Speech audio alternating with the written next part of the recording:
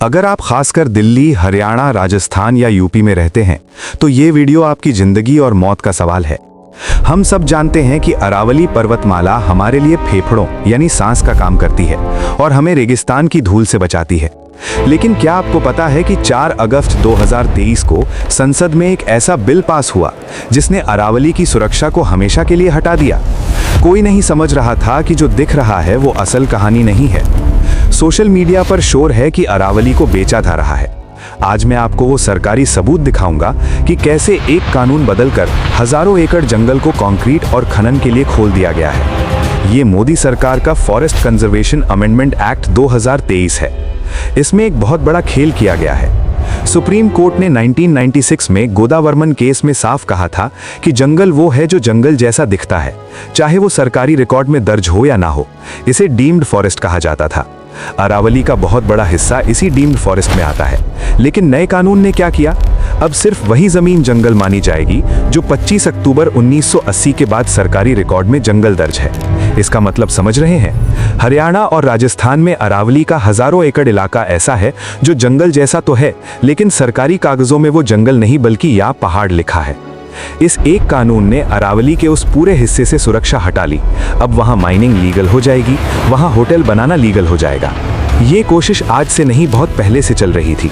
हरियाणा की बीजेपी सरकार ने पंजाब लैंड प्रिजर्वेशन एक्ट में बदलाव करने की कोशिश की थी। मकसद क्या था? अरावली के 7000 एकड़ जंगल को माइनिंग और रियल एस्टेट के लिए खोलना।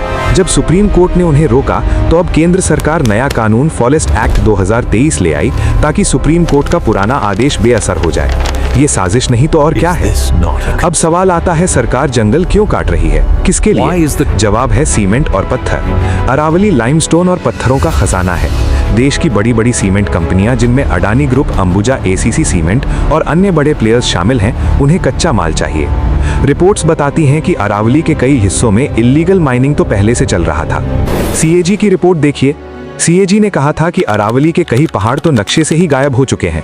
अब नए कानून के बाद ये अवैध खनन लीगल हो जाएगा। अब वो सरकार से लाइसेंस लेकर कानूनी तौर पर आपके पहाड़ को डायनामाइट से उड़ाएंगे। अगर अरावली हटी तो क्या होगा? इसका सबूत wild life institute of India की रिपोर्ट देती है। रिपोर्ट कहती है कि अरावली में 12 जगह दरारें पड़ चुकी हैं। इन दरारों से राजस्थान की धूल दिल्ली और यूपी की तरफ बढ़ रही हैं। अरावली दीवार है। अगर ये दीवार टूटी तो गुरुग्राम, फरीदाबाद और दिल्ली में रेत के तूफान आएंगे। ग्राउंड वाटर जो पहले ही पाताल में है वो पूरी तरह सूख जाएगा। ये मैं नहीं कह रहा, ये भारत के वैज्ञानिक कह रहे हैं। लेकिन सरकार को वैज्ञानिकों की नहीं, उद्योगपतियों की आवाज सुनाई दे रही है। दोस्तों, सोशल मीडिया पर आपने एक पोस्ट देखी होगी कि 100 मीटर से छोटे पहाड़ को पहाड़ नहीं माना जाएगा। लेकिन जो सबसे बड़ा खतरा है वो फॉरेस्ट अमेंडमेंट एक्ट 2023 है जो पास हो चुका है। सरकार ने चुपचाप कागज बदल दिए हैं। वो जमीन जो कल तक जंगल थी आज कंक्रीट का प्लॉट बन चुकी है। ये विकास नहीं है, ये उत्तर भारत का मौत का परवाना है। हमें सरकार से पूछना होगा, क्या हमारे बच्चों के फेफड़े जरूरी हैं या सीमेंट कंपनियों का मुनाफा? क्या हमें पानी चाहिए या रेगिस्तान?